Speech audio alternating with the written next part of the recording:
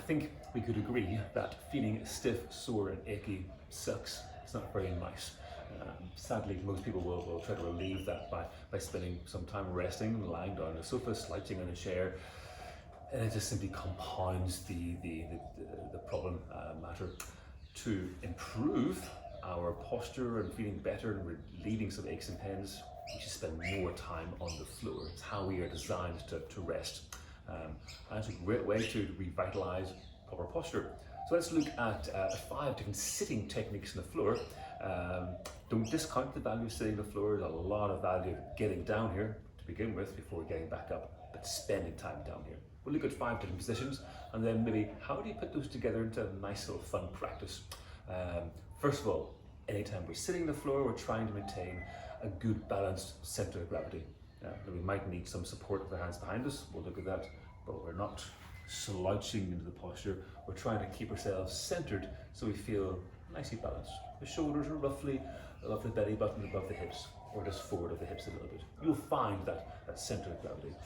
First one we'll look at is just what I'm doing here, the cross sit, the legs across underneath me. Staying tall, you should be able to breathe in the nose, in behind your belly button, so diaphragmatic breathing. If you need some support behind you, you can put your hands back behind you, shoulders pull back, try to find that center of gravity and just stay there and breathe. You can swap your legs. If you can gradually use your arms less and less for support, that's good.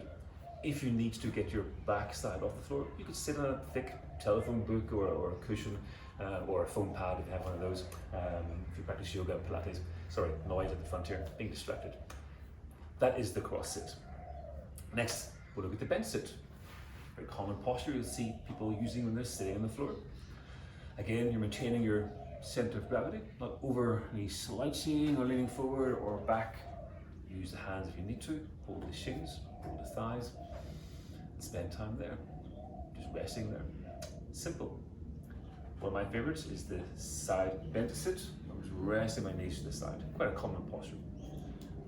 My knees are just behind my knees, just behind my foot. You can use a hand for support.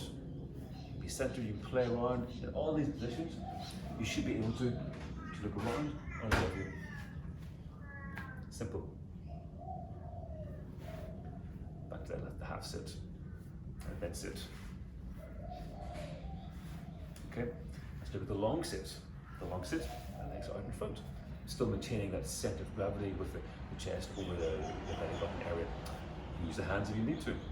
Wiggle your legs, wiggle your feet. Okay, so you have a cross sit, bent sit, side bent sit, a long sit. The last one is the deep kneel. For convenience, I'll just turn around and spin into that. So we're sitting with the legs folded on the floor, feet are flexed underneath me, my backside is off the floor, but it can rest between the thighs on the floor, still maintaining a center of gravity. That's number 5. So it's not strictly speaking a sit, it is a kneel, but we're still resting in a semi-sit position. Let's go back to the cross leg. How about you experiment with transitioning between all those 5 movements? That's where the fun begins, if you want to call it fun or a little mobility workout. Cross sit, bent sit, side bent sit, long sit. How do we get into a deep kneel? Like that. You could go back to your side bent sit, long sit, cross sit. Don't worry about the names of these. You could just work on the transitions. I shall shut up and just do some.